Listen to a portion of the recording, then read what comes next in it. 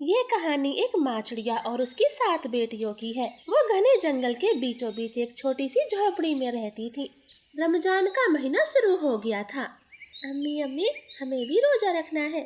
हाँ अम्मी, हम सबको रोजा रखना है। मेरी बेटियों, अभी आप सब बहुत छोटी हो, अगली बार से रोजा रख लेना, इस बार छोड़ दो। नहीं अम्मी, हम बड़े हो चुके हैं, आप भी तो सारा दिन भूखा प्यासी रहती हो, तो हम क्यों नहीं रख सकते रोजे। ठीक है गुड़िया, अब मैं ज्यादा मना नहीं करूँगी, मैं अपने काम पर जा रही हूँ, पहले ही लेट हो चुकी हूँ। फिर सातों बेटियाँ अपनी माँ के साथ दुआ पढ़ती है और रानो चिड़िया अपने काम पर निकल जाती। रानो का मालिक कालू कौवा बहुत कड़क पक्षी था। पूरे 8 मिनट लेट हो गई हो, समय का कुछ अनुशासन भी है तुमको या नहीं? कालू मालिक जी माफ कर दे, आज थोड़ी लेट हो गई, कल से समय पर आया करूँगी। ठीक है, मैं बाहर जा रहा हूँ, मेरे आने तक पूरा घर साफ हो जाना चाहिए। इतना कहकर कालू कौवा अपनी गाड़ी में बैठकर घर से निकल जाता है। रानो पहले सारे घर को झाड़ू लगाती है, फिर बर्तन मांजती और पोछा भी लगाती है। पता नहीं घर में मेरी सातों बेटियां क्या कर रही होंगी, पहली बार उन्होंने रोजा रखा है, कहीं गलती से कुछ खा ना ले। ऐसे मम्मा चिड़िया थोड़ी चिंता में पड़ जाती है। इधर सातों बेटियों से भूख बर्दाश्त नहीं होती। सबसे छोटी बेटी बोलती है, दीदी मेरे पेट में चूहे कूद रहे हैं, मुझे भोजन खाना है। नहीं नहीं छोटी, शाम तक का सब्र और कर ले, फिर इफ्तारी में पेट भर खाना।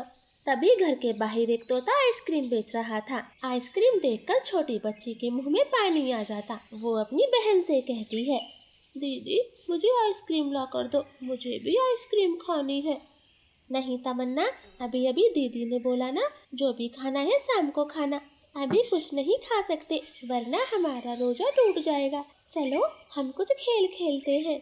ऐसे गुड़िया और तमन्ना अपनी बहनों का ध्यान भटकाती हैं और वो सब गेंद से खेलने लगते। इधर कालू कौवा ढेर सारा सामान लेकर आ जाता है।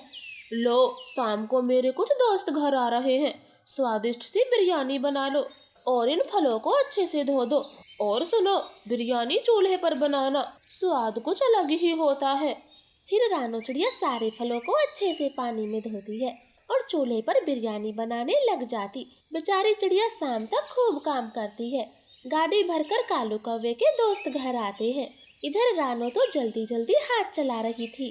दोस्तों बिस्मिल्लाह करो और बिरयानी का जायका बताओ कैसा है। दोस्त, देखने में तो सब ठीक ठाक ही लग रहा है, जरूर खाने में भी अच्छा होगा। फिर वो सब खाना शुरू करते हैं। रानो को अपने घर जल्दी जाना था।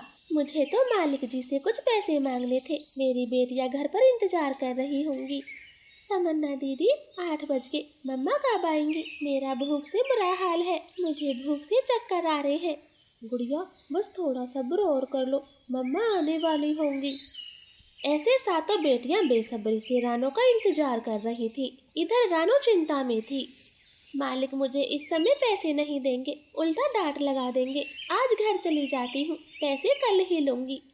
ये सोचकर चिड़िया घर आने लगती है। सातों बेटी मम्मा को देखकर खुश हो जाती। मम्मा आज आने में बड़ी देर कर दी। हाँ बेटी, मालिक के घर मेहमान आए थे तो देर होगी, अब मैं जल्दी से आपके लिए मीठे चावल बना देती हूँ, इफ्तारी का समय निकल रहा है। फिर वो माँ बेटी जल्दी जल्दी मीठे चावल बनाती है। कोई हांडी गर्म करती तो कोई चूल्हा जलाती है और कुछ ही देर में चावल बनकर तैयार हो जाते हैं। वो चटाई बिछाकर सब बैठ जाती और मीठे चावल खाकर सो जाती हैं। और इसी तरह से रमजान का महीना बीत जाता है। मम्मा कल ईद है, आप हमारे लिए नई फ्रॉक और सेवैया बनाओगी। हाँ खुशी बेटी, कल ईद है, मैं सबके लिए नए कपड़े और सेवैया बनाऊंगी। हम सब कल खूब मस्ती करेंगे और आज मैं मालिक सेठ से पगार भी ले लूंगी।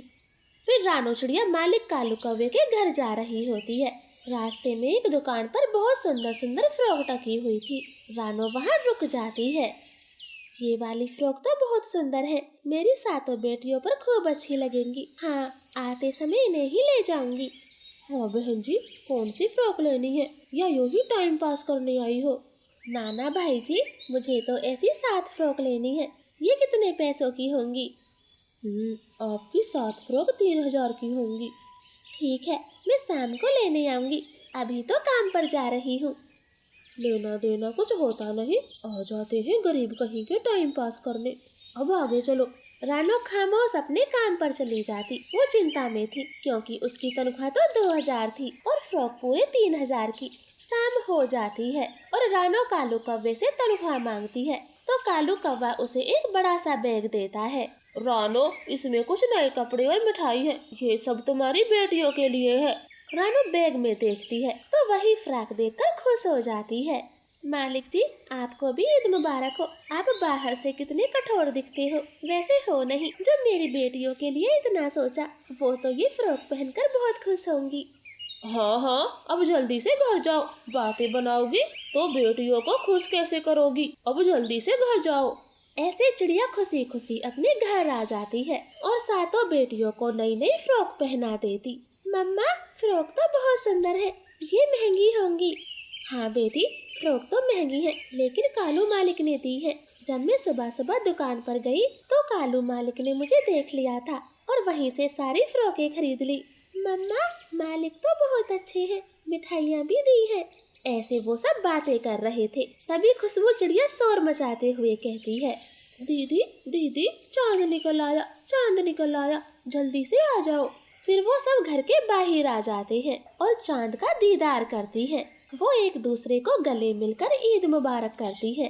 तो प्यारे दोस्तों, आपको हमारी ये कहानी कैसी लगी कमेंट करके जरूर बताएं और प्लीज हमारे चैनल को सब्सक्राइब करना ना भूलें। आपका धन्यवाद।